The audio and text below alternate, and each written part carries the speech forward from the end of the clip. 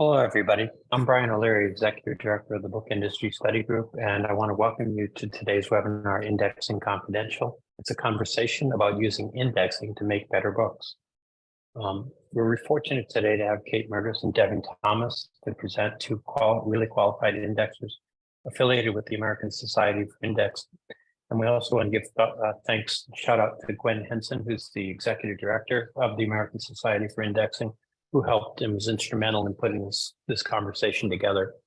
Before we get started, I just want to I want to say that we have time at the end for questions, and we really encourage you to ask them as we go along. Feel free to put your questions in the Q&A box that's visible at the bottom of your screen. We'll be tracking those, and we'll have time, as I said at the end, to pose them for Kate and Devon as we go forward. Devon, I think you're going to kick us off. So with that in mind, why don't we get started? Sure. I'll just do a brief introduction along with Kate, so you get an idea of who we are and how we got here. I'll go first, Kate. Sure. I came to indexing after a career as a public librarian and a business librarian. I've always been interested in how people access information, whether it's online or in print. I do a lot of scholarly indexing in the humanities, primarily history, literary studies, foreign policy. I also do a fair number of computer programming books, as well as trade books on cooking, collectible cars, nature, you name it, I'll try it. One of the best things about indexing for me is the wide range of subjects I get to work with. Kate? Hello. I've been indexing for longer than I really care to say. So let's say it's over 20 years. I specialize really in scholarly indexing. I don't really do much else besides that. I really like complex and difficult projects, particularly historical documentation, but I work in, like Devon, a very wide range of subjects, from history to literary criticism, to law, to archaeology, to art history. Anything but the very hardest sciences. What we're going to do is Kate's going to talk about sort of general indexing workflow principles, and then I will discuss what happens when we get into the world of electronic publishing. So, Kate, why don't you begin? Okay. Okay, I'm going to talk about the stuff that really applies to any book in any field, regardless. First of all, what does the indexer need to know about a potential job? Very often I will get an email and sometimes a phone call saying, I have a book, can you index it? And that's all. And I really need to know a little bit more information than just that. And the first thing that I need to know before anything else is the scheduling and the timing. Indexers are very deadline driven. And of course, publishing is very deadline driven as well. And that's the first thing I need to know. I'm currently booked out to the end of June. So it's really critical for me to know when is the material for this book going to be ready for me to index, and when will you need it back? First thing I need to know. And then there are other things that I really need to know. What is the book about? While I do a wide range of subjects, it's kind of good to just have a kind of an idea about what's going on. It's useful to know the length of the text, roughly. I don't need to know precise length, but is this a 1,200-page opus or a 250-page monograph? That's really useful to know. And then I really like to see some sample text. It's very useful for me to see a chapter or two. Now, it doesn't have to be the final text. What I need to be able to do is to get a sense of the book and its demands. So a draft chapter will often do the trick, but I do need some sample text. And if you have an idea about price, I'd be glad to hear about it. Some publishers do set price right away. Others really, the majority now seem to be saying, what would you charge to do this? And that's really the next thing I want to talk about, is how to negotiate a price, which is something I'm sure we're all interested in. I mean, right now, rates range a lot depending on the experience of the indexer and the nature of the book. My personal rates right now are running between $4.50 a page and $6.50 a page. And by page, I mean an indexable page of the text. An indexable page is any page I have to read for indexable material. So to negotiate a price, I always insist on seeing some sample text now. I didn't used to do that. And I got burned quite a few times with text that was just not what I was really expecting. And it's usually harder than you expect, not easier than you expect. So now I always want to see some sample text. If I look at that, I can tell how difficult is this text to index? Does it have a lot of diacritics I'm going to have to deal with? Are there a lot of foreign words or names? What's actually involved? Is it very dense text that doesn't have any breakups in it? Is it historical documentation? So I'm going to have to be able to deal with 18th century English, for instance. Those are all things that a sample bit of text will tell me. And then it's useful to know, is this time sensitive? Most books I get 3 to 4 weeks to deal with, and that's plenty of time for most books. But if it's really long, or if you have a really tight deadline, I need to know what that is, because I need to be able to see if I can, first of all, meet that deadline.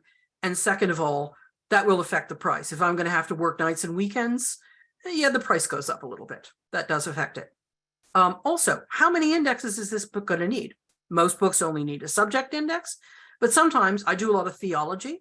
Very often those books will need a biblical index. They'll need an index of ancient texts as well as a subject index. A law book may need an index of cases. I can usually tell from the sample that I get, oh, this is something where this might be needed, and let me ask. If you know already that that's what you're going to want, it's very helpful for you to tell me. But very often I will look at it and then say to the editor, I think we're going to need a biblical index here. And they'll say, oh yeah, I hadn't thought of that. You're right. Let me talk to the author. So that's the kind of thing that I'm looking at. If there's more than one index, once again, the price tends to go up because that's additional work. Also, it's useful to know if there are any special requirements you have. I'm working on a book right now on Polish Jewish culture. It involves a lot of towns, and the towns all have names in German, Polish, Yiddish, and Russian. And all those names have to go in the index somehow. Fortunately, in my case, the author has already thought about this, and they had a special requirement about how they wanted me to enter the names. Made my life much easier. And if you've got anything special like that, it's always helpful to know. Otherwise, I kind of have to make it up on my own. I may come back and ask you, but I may say, oh, well, clearly it should be this way. And you may have a slightly different idea. So if you've got specific ideas, I'm really raring to hear them. Based on all those different things, I will come up with a per page price for you. And say you agree with that price. Do you need a contract? Most of the work that I do, I don't have a contract. They're very short jobs. And the email chain, in fact, if you had to go to a court of law over the index, the email chain would serve as a contract, because it's, you've made me an offer and I've accepted a job based on certain conditions. That's basically a contract. But some publishers do like to have a contract. If you want one and your legal firm that you work with does not provide one, I have a sample boilerplate contract I can use, but it's up to you, really. We have a contract whether we have a formal contract or not. Now, then there's sort of a period before the project arrives where I've got it on my schedule and we've accepted the job. You've got the email that shows that I've accepted the job. What needs to go on in that? Maybe could be anywhere from a couple weeks to 3 months. First of all, if you have any scheduling changes, please let me know. It's really useful to know if all of a sudden the book's been put back. I generally figure that no book is ever going to be exactly on time. We all know what timing is like in the publishing industry. That's just how it goes. And I can work with that, certainly. But the more I know, the easier it is. If you suddenly find, oh, this book is going to be put back 6 months, let the indexer know. That's really helpful when you do. I'll probably inquire at some point, but it's a good idea to give me that information.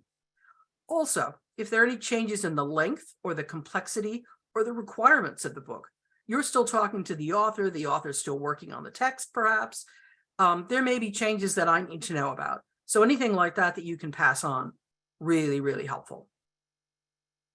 Then I get the book and I start indexing. I like to try to keep in touch to a certain extent with the the client, whether it's the author or the editor.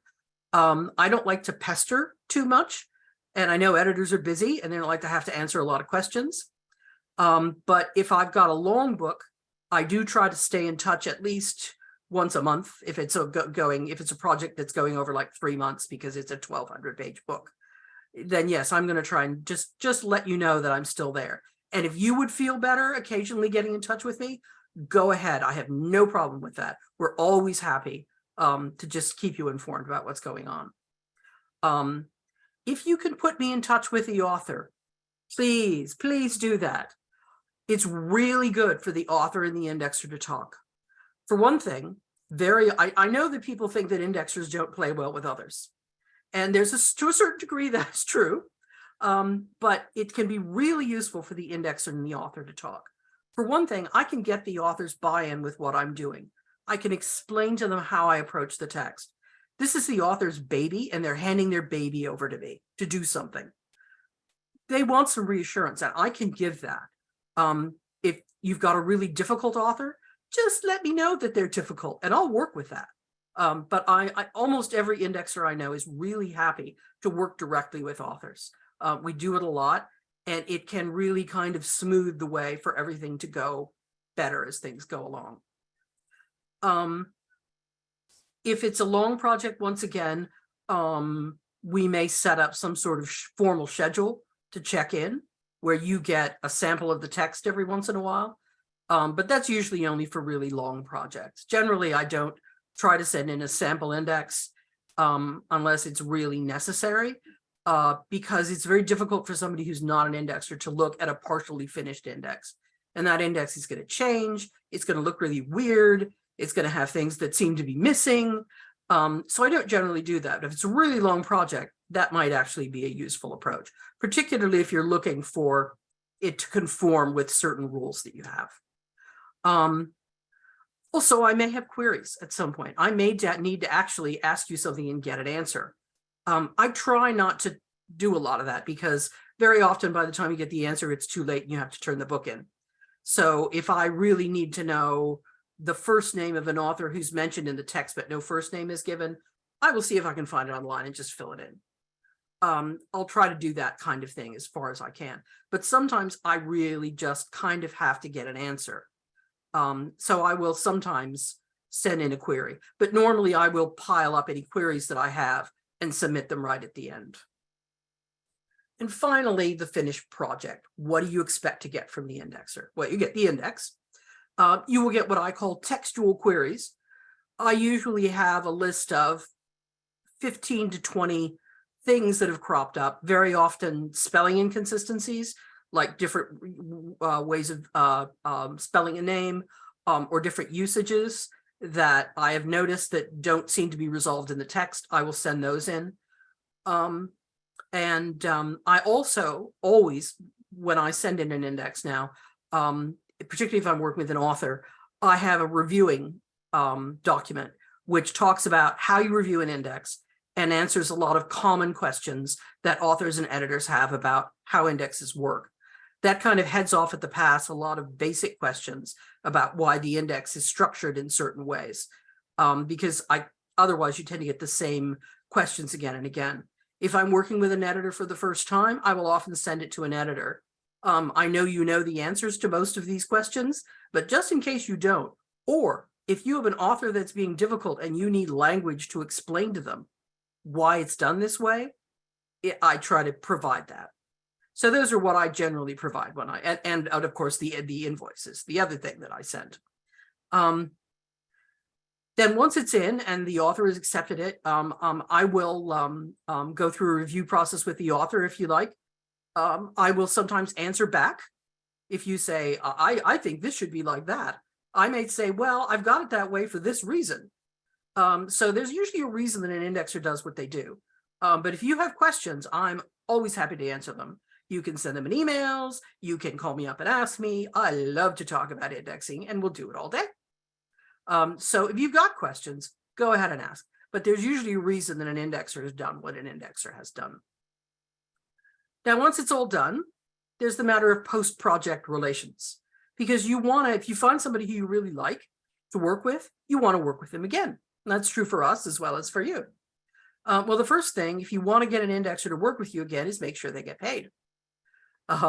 If I send you the invoice, I cannot tell you how many times I've inquired about an index that the invoice that hasn't been paid and gotten back, oh, it got lost on my desk. I'm so sorry. Now, I know this happens, but it's got to go through the system then, and I may be 3 weeks late getting paid. We do this for a living. I mean, we love what we do, but we also do it for a living. So getting me paid is really useful, because if I get paid fast, I'm more inclined to want to work with you again. I hate to bring it down to the matter of money, but when it comes right down to it, that's one of the reasons we do what we do. And I will, in fact, be more likely to do a job at a lower rate for somebody who pays me on time. And the other thing is a matter of feedback. A lot of times indexers send the index in and it goes over a cliff. You never hear about it again. It's like it died at the bottom of a gully somewhere. And I know it hasn't. Very often I'll see the book later on. But if you have any feedback, bad or good, it's really, really useful to know it. It makes me better. The best indexes I've ever produced are ones where I've had a lot of feedback from the author or the editor, and we've been able to talk through it and say, oh, let's do this instead, or what about that? It makes it a better thing. And in the end, while I'm working for you, the person I'm trying to serve is the reader. I want the reader to be able to find what they're looking for as fast as possible. And really, in the end, that's who publishers serve as well. So hopefully we're working together. Thank you very much. I'm going to turn it over to Devon now. Great. Thanks, Kate. Just so you know, even though we're speaking separately, we are in agreement on everything. And everything I'm going to talk about in electronic indexing, what Kate has talked about, works as well. But perhaps you're wondering, do I actually need an index? Especially if you work a lot with electronic books, maybe you think you don't need one. Maybe you think search can just take the place of it. Unfortunately, this does not work. Search is a blunt tool. It's great for finding very specific terms like names or organizations, but its use beyond that is pretty limited. It can't provide context or help with interpretation of a text or disambiguate between related concepts, let alone homonyms. First off, search is dumb. Searching for a term like baseball in a text will only bring up that term, nothing else that's related to baseball. An indexer knows that the terms Wrigley Field, Detroit Tigers are also baseball terms and may have relevance for the index. Search tells you nothing about the relevance of a passage. You do get a little keyword in context, but that's not the same thing as a properly analyzed index. For example, an indexer knows to ignore passing mentions where the term is used for style rather than informative purposes. An indexer also knows when a term is being used metaphorically, like how we use the White House to mean the president or Washington to mean the government. Search doesn't provide any contextual analysis to assist the reader. There's a difference, for example, between the meaning of hunting by lions and hunting of lions. Those are all the same words except for that little preposition, and that's where search tends to fail us. And many books have complex internested topics that can't be parsed into a simple search term. Nor does search really understand when an author takes a position on a topic, whether he or she is for it, against it, or more likely, some weird combination thereof.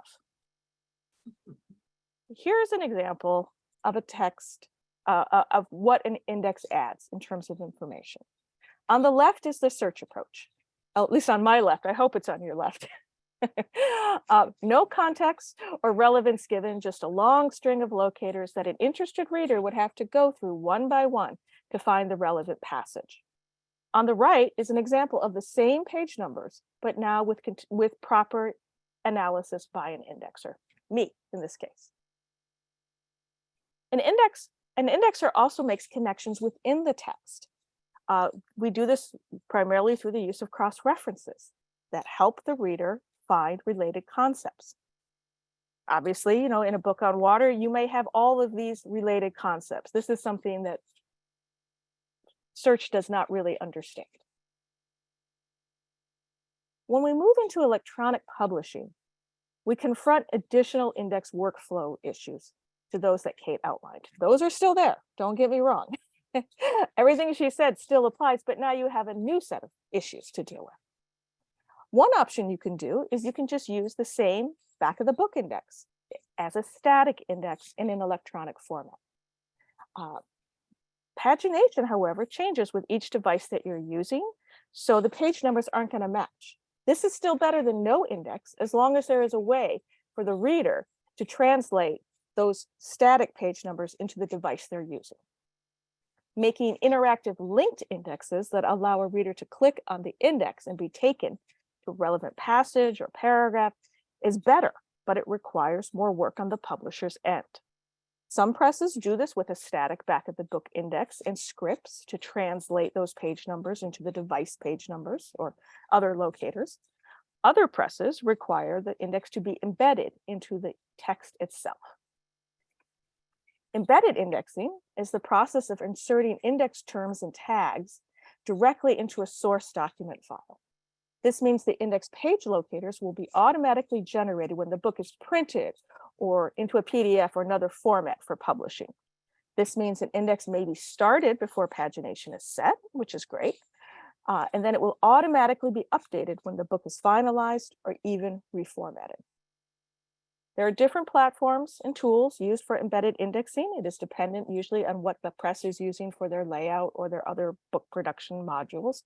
The most popular ones seem to be Microsoft Word, InDesign, but there's also XML tagging, ASCII docs, LaTeX, FrameMaker.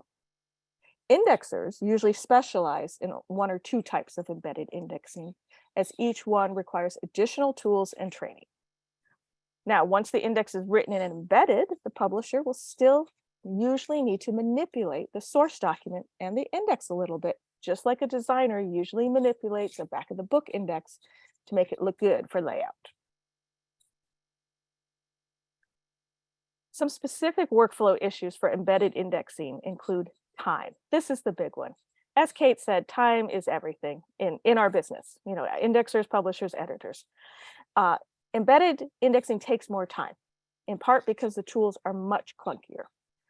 Everything takes more time to do. It takes more time to write. It takes more time to produce. It takes more time to edit. This is in contrast to dedicated indexing software, which professional indexers like us use. Just to be clear, indexing software does not create the index for you. It is much more akin to a word processor. How Microsoft Word is a lot more efficient for editing than using a typewriter. That's basically what your indexing software does. It just helps you manipulate entries. So time is the big issue. The second issue is what I like to call the hot potato. The indexer will need the live source file. This means no one else can be using it at the same time. This will obviously affects other people's indexing work, other people's workflow. You usually can't have the proofreader working at the same time as the indexer, because they're going to be working on two different files, and now your changes won't persist. One of those files or both is going to be wrong. You can mitigate this by the use of version control software, but this requires significant setup on the publisher's end, and it requires participation by everyone involved in using that book's files. Copy can change. Sometimes this is useful because embedding allows us to start indexing sooner. If the copy changes, sometimes the indexing terms have to be changed. It takes longer to edit an embedded index.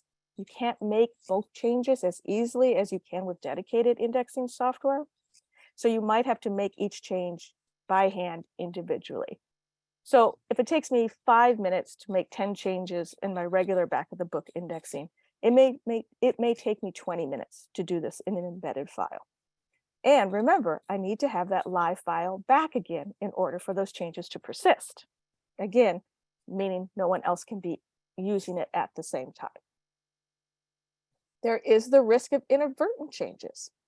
If anyone handles the text after the index tags are put in, there is a risk of inadvertent changes either to the text of the index terms themselves, or unfortunately, more likely and more annoying is the breaking of the indexing tags. This results in an index that won't generate properly, and in some cases, the book itself won't generate properly. These kind of bugs are really time consuming and very frustrating to fix. Anyone who does embedded indexing has dealt with this problem, unfortunately. There is also the risk of inadvertent changes by the indexer.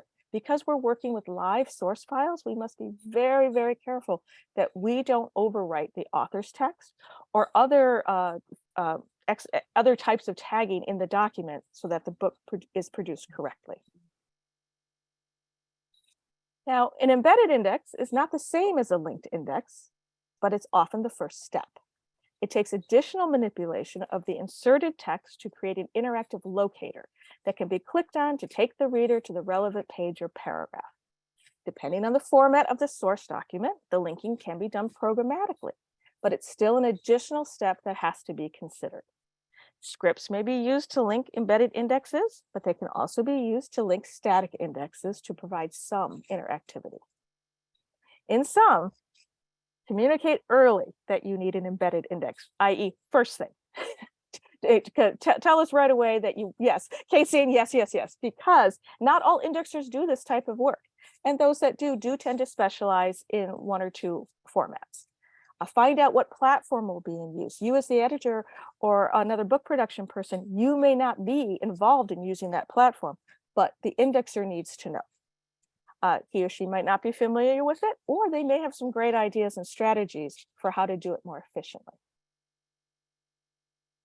Now, machine-aided indexing is a little different. This is where indexing terms are automatically applied by software.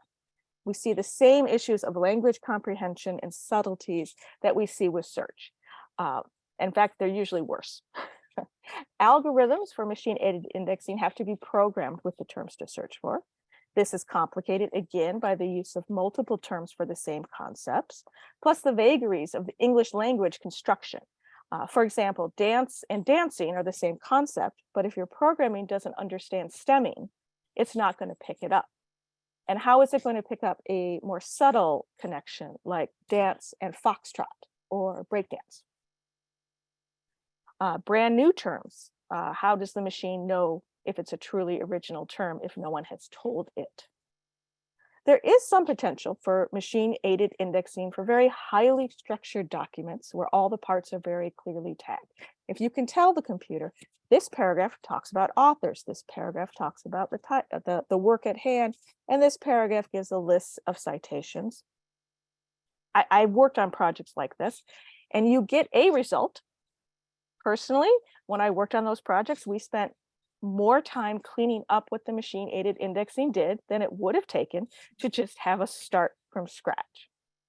Again, if you're making structural tags, someone has to make that decision. It can be an indexer, but a lot of times people seem to think it can be the author. The thing is, authors don't write like machines. We don't want them to write like machines. It would be boring if they wrote like machines. So I'm not sure machine-aided indexing is the way to go at this point.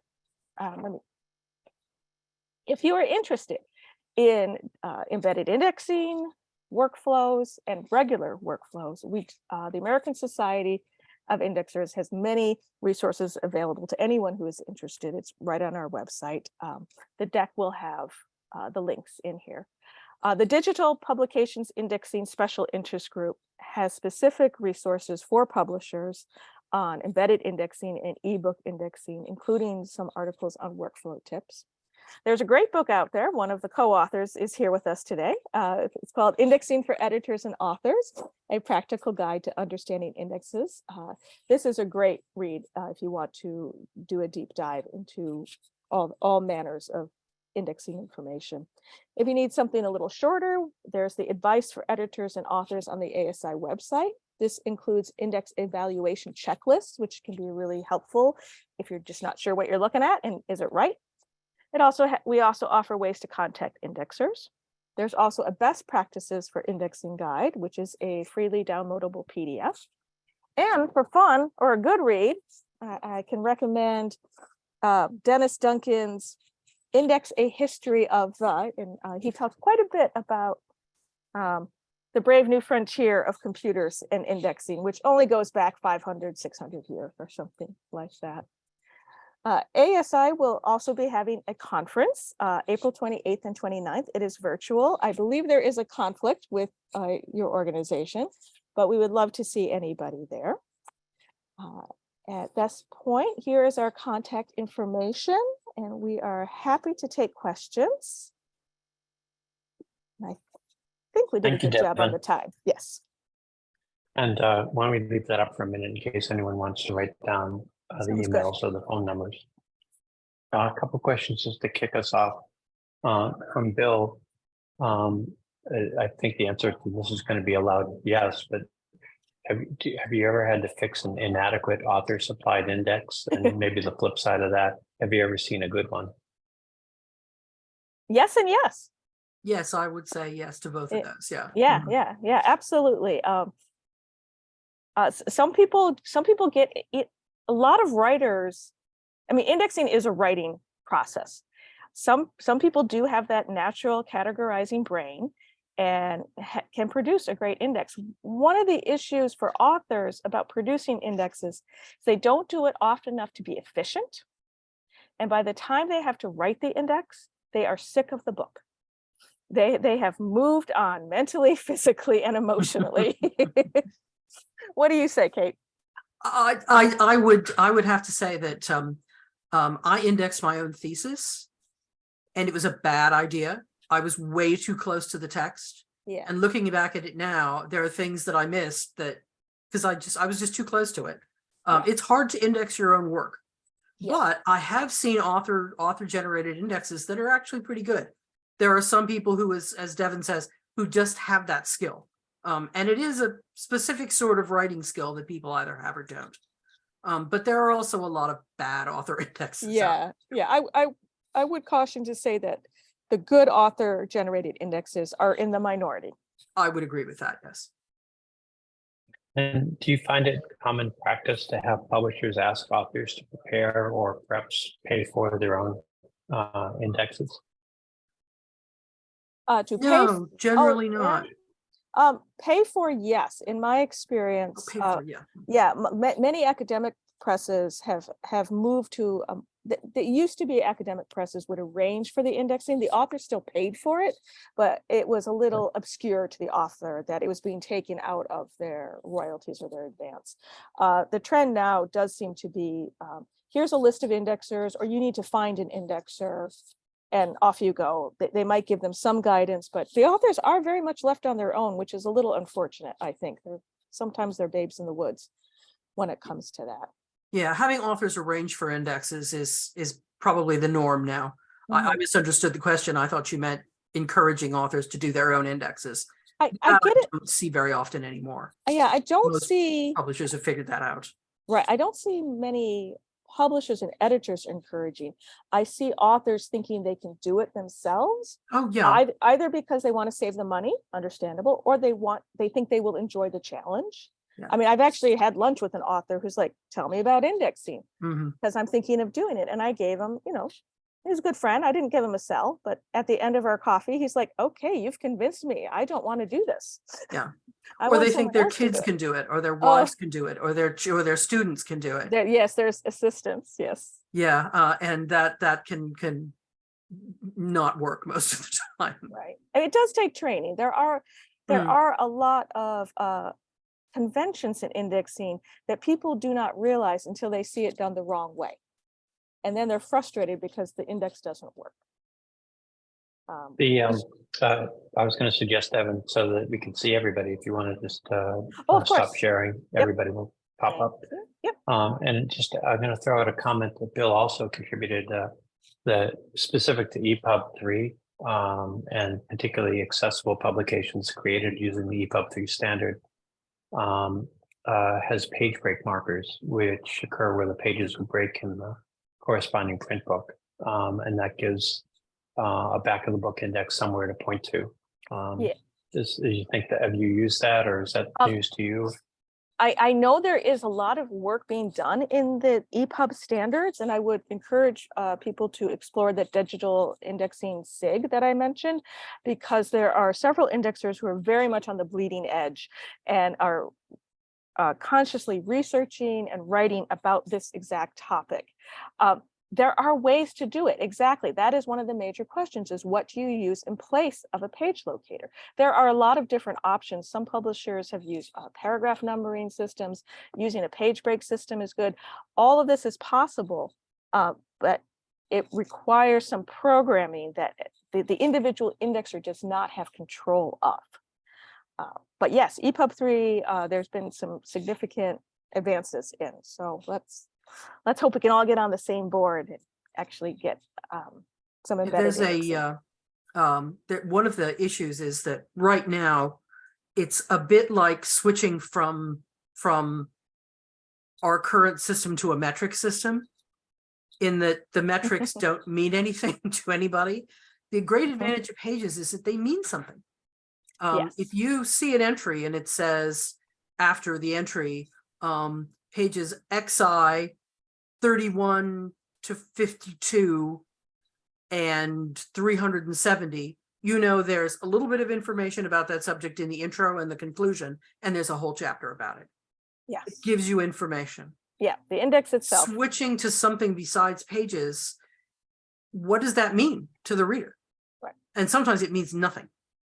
And that's one of the big problems with trying to find a new way of Right. locating material. Yeah, but Bill did put in a follow-up that about that the using the page break works automatically. But again, this is a form of wayfinding for the reader. And there's a lot of information packed into those tiny little number ranges. I'm sure we will evolve. So I think one of the things that really stands out is that there are a number of things to think about when you're thinking about an index, but also when you're thinking about finding the right resource to provide an index. Are there ways for you to, are there resources you can use, whether at ASI or elsewhere, that would allow you to find the right person to go talk to, or the right set of people to go talk to? Absolutely. ASI has two easy ways to get hold of indexers. One is the one is the indexer locator. This is a service where indexers can put out their shingle, so to speak. Each person who opts for this can list their specialties, can list their education. So this is, and it's fully searchable.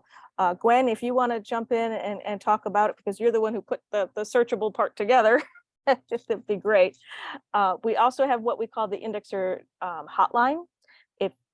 This is where, if you want to get the word out quickly to a whole bunch of indexers, what your job is, it's free to publishers. Both of these are free to publishers. If you post that job with as much detail as is reasonable to put in, just like what Kate said, what is it about? How long is it? What is your time? What are your time constraints? You will get answers. You may get a lot of answers, and then you will have a nice pool of candidates from which to choose. If, however, you really need someone who's got a degree or a background in astrophysics, use the indexer locator and actually search on engineering, astrophysics, aeronautics, and it will come up. Those are my suggestions. Did I get it all, Gwen? Kate? One other thing that's a really good source is word of mouth. Yeah. Talk to other publishers, talk to other editors, talk to the authors that you've worked with who may have experience. Yeah. Very often they have somebody that they work with a lot. I work with a lot of people that I've worked with for long periods of time, and they refer me on to other people. So that's a really good source as well. Absolutely. I get a lot of referrals the same way. I get an email out of the blue 5 years, every 5 years from some people. Oh, I have a new book. You want to do it? Yes, absolutely. Mm-hmm. Again, I liked working with you. I liked your topic. Yeah, I've kept you long. Do you have time for a couple more questions? Sure. Yeah. Mm-hmm. Great. So one observation, there's an ongoing conversation that Bill has contributed to in the chat, but also Ronnie was just adding that using real pages views in an e-reader sometimes requires the user to set particular options in their ebook. Interesting. So that may be something for the end consumer to keep in mind. Yeah. There are variations among readers as well as in the way the different platforms have featured ebooks, something we're working on as well. And then there's a question, are there differences, and I think you've covered this a little bit, maybe just coming back to it, are there differences in the indexing process itself? So the analysis you do, the terms you select, et cetera, when the intended output is a print book versus an ebook or a combination of the two? Do you approach the job differently? Not in terms of conceptual analysis. Little tiny bit. What do you do, Kate? I think there is a difference in how I look at the scope of a range that I might give to an entry in an good embedded point. versus a printed Yes. text. Because in the embedded text, I'm having to, the problem with embedded text is you don't just put in the page range. You've got to find the beginning, you've got to find the end, and you've got to get the locator in there right. And if it ranges over, what is a range and what is a point, it can be very difficult to determine. So I tend to allow myself slightly broader ranges in an embedded text than I do in a print text, because in embedding, you tend to get longer indexes because it's easier to put in more points, but harder to get the broader ranges. So I try to broaden my range a little bit.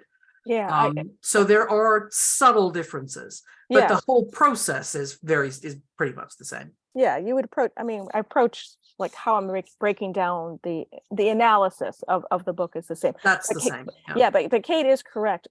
Many people who work in embedded work will not make a page range unless they know it will go over 2 pages, not 1 page, 2 page. Because in most of these modules, if you have repeated locators, so if I do something like page 12 to 13, and then I pick, I can't see the page when I'm working on it, it's a scroll. And then if I pick it up again at 13, most of these systems aren't smart enough to fold that in. Instead, I will get a weird string of 11 to 13, comma 13, comma 13, comma 13. So this is one of the reasons that it would not be considered the best practice of a back of the book index to do that kind of page ranging. Yeah, you have to do a little fudging with the embedding. Yeah. There are also some other little style issues, like with restrictions on appearance of the index. You're much more restricted in terms of using bolds, italicizing things, superscripts. Everything just gets more complicated when you're doing style issues. And things, if you want to, for instance, force an entry you have to, to sort, it's much harder to do that in embedded text. So you tend to try to find ways around having to do that, which means the natural language can be a little affected by that. Those answers are really helpful. Thank you. Kate, you talked about being booked perhaps 3 or 4 months out. Is that typical for an indexer? Are you busier than most? I think I'm probably busier than most, but I have to say the last 2 years, I have become routinely booked at least 3 months out. Yeah, Kate is, I would agree, Kate is probably busier than most. She is one of our top names, so it's great she's here. But it is not unusual to have at least something on your books 3 months out. If you are in a time crunch, a month, you'll find, if I have a gap, if someone approaches me and I have a gap in my schedule, I will take it if it's an interesting job. But I usually do have at least half to 3/4 of my schedule done. And I think many people who are working full time sort of have it. There's, we stack them up a little like airplanes, like an air traffic controller. It's very much like that. And you're kind of thinking, do I have a slot? Do I have a slot? Oh, you know what? If I push this one that way and that one towards Miami, I can get it in. Yeah, I think it's probably typical for most indexers to have a 6-week book out. Yeah. It's probably more typical. Yeah. But as you say, there are slots in there. Right. And I often will have something that's late and then I have a little empty period. Well, not often, but it happens. And I have to say, I can easily be seduced by an attractive book. Yes. My background's in medieval studies. And if somebody comes to me with like, oh, it's an archaeological history of Durham Cathedral, I'm like, Oh, I'm doing that. I don't care whether I have space or not. I'm Yeah. doing that. It's true. We So, will do things like that, which is why if you know your book is going to get pushed back, let me know, because that means I can open up a Mhm. slot for another project. Yeah. And if Dennis Duncan comes calling with another book, somebody's going to be willing to push other stuff aside, I'm sure. Probably. Probably. Yes. Yeah. Yes. Probably. So thank you for your time today. And thank you, Kate, in particular, for the emphasis on the importance of getting paid. It's something that a lot of people forget, that indexers, a little bit like trade associations, are small businesses. Yeah. And it makes a big difference. Cultivating the relationship depends on many things, good working relationships, clear communications, but it doesn't hurt to get paid. Yeah. Thank you very much for this today. Thank you again, Gwen, for putting it Thank together. you. And Thank you. I think we've opened up a good dialogue between the indexing community and book publishing more broadly. Thank you, Brian. Thank you. It's been really great to be able to do this in cooperation. Thank you. Take care.